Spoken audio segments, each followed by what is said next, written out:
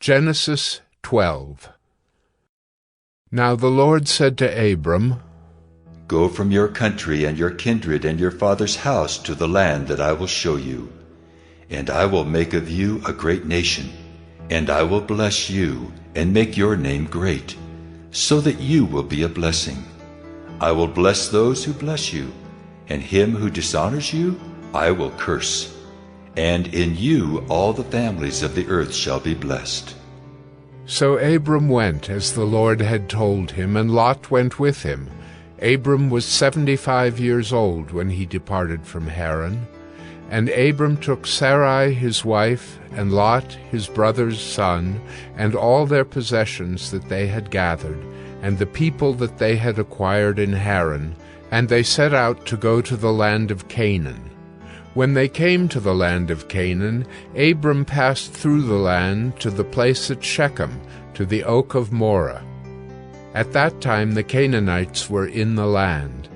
Then the Lord appeared to Abram and said, To your offspring I will give this land. So he built there an altar to the Lord, who had appeared to him. From there he moved to the hill country on the east of Bethel, and pitched his tent, with Bethel on the west and Ai on the east. And there he built an altar to the Lord, and called upon the name of the Lord. And Abram journeyed on, still going toward the Negeb. Now there was a famine in the land, so Abram went down to Egypt to sojourn there, for the famine was severe in the land. When he was about to enter Egypt, he said to Sarai his wife, I know that you are a woman beautiful in appearance, and when the Egyptians see you, they will say, This is his wife.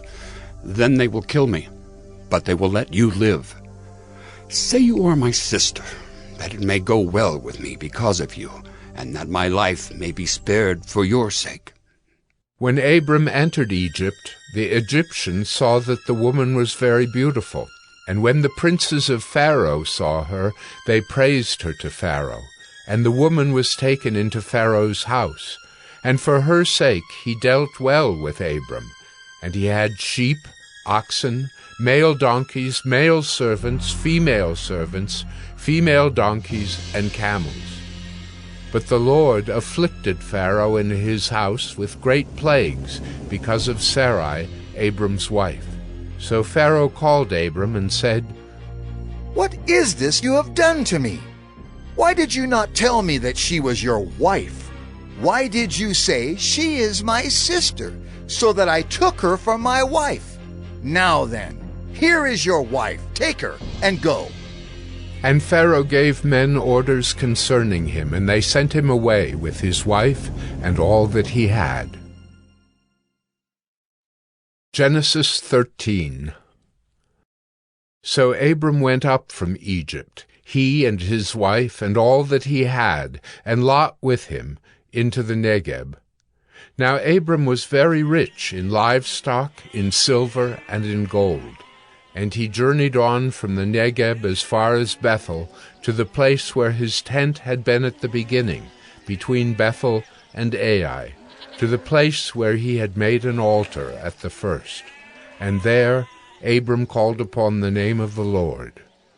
And Lot, who went with Abram, also had flocks and herds and tents, so that the land could not support both of them dwelling together, for their possessions were so great that they could not dwell together.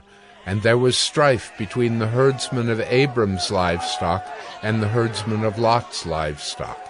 At that time the Canaanites and the Perizzites were dwelling in the land. Then Abram said to Lot, Let there be no strife between you and me, and between your herdsmen and my herdsmen, for we are kinsmen. Is not the whole land before you? Separate yourself from me. If you take the left hand, then I will go to the right. Or if you take the right hand, then I will go to the left. And Lot lifted up his eyes, and saw that the Jordan valley was well watered everywhere, like the garden of the Lord, like the land of Egypt, in the direction of Zoar. This was before the Lord destroyed Sodom and Gomorrah. So Lot chose for himself all the Jordan valley, and Lot journeyed east. Thus they separated from each other. Abram settled in the land of Canaan, while Lot settled among the cities of the valley and moved his tent as far as Sodom. Now the men of Sodom were wicked, great sinners against the Lord. The Lord said to Abram after Lot had separated from him, Lift up your eyes and look from the place where you are, northward and southward and eastward and westward. For all the land that you see I will give to you and to your offspring forever. I will make your offspring as the dust of the earth, so that if one can count the dust of the earth, your offspring also can be counted. Arise, walk through the length and the breadth of the land, for I will give it to you. So Abram moved his tent, and came and settled by the oaks of Mamre, which are at Hebron, and there he built an altar to the Lord. Genesis 14. In the days of Amraphel, king of Shinar, Arioch, king of Elasar, Chedorlaomer, king of Elam, and Tidal, king of Goyim. These kings made war with Bera, king of Sodom, Bersha, king of Gomorrah, Shinab, king of Admah, Shemeber, king of Zeboim, and the king of Bela, that is Zoar.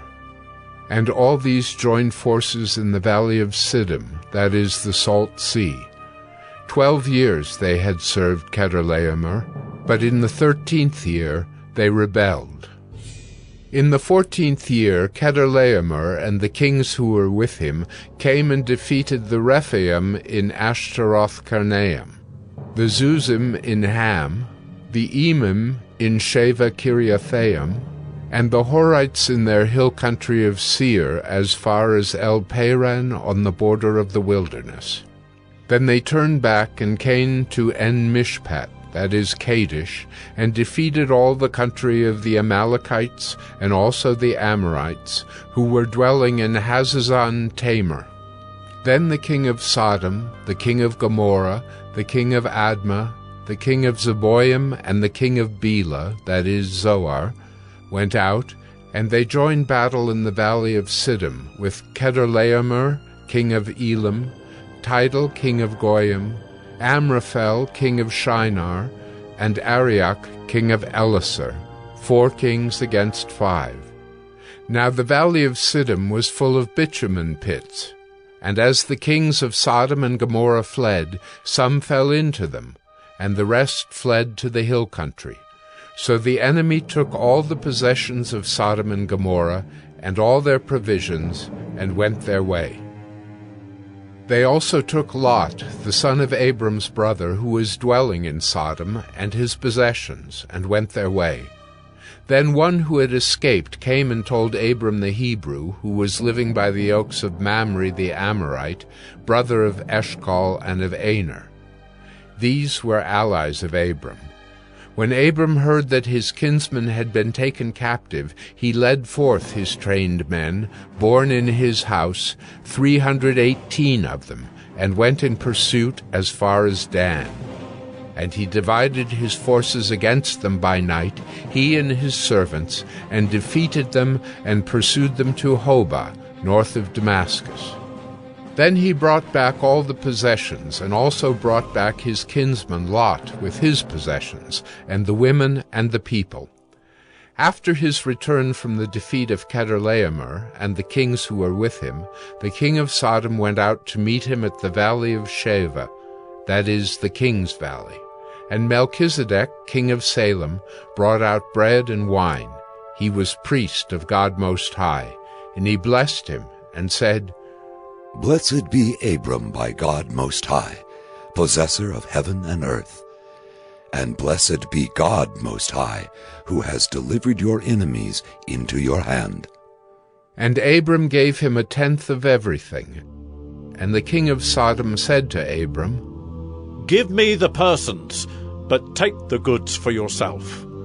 But Abram said to the king of Sodom, I have lifted my hand to the Lord God Most High, possessor of heaven and earth, that I would not take a thread or a sandal strap or anything that is yours, lest you should say, I have made Abram rich. I will take nothing. but what the young men have eaten, and the share of the men who went with me. Let Aner, Eshcol, and Mamre take their share.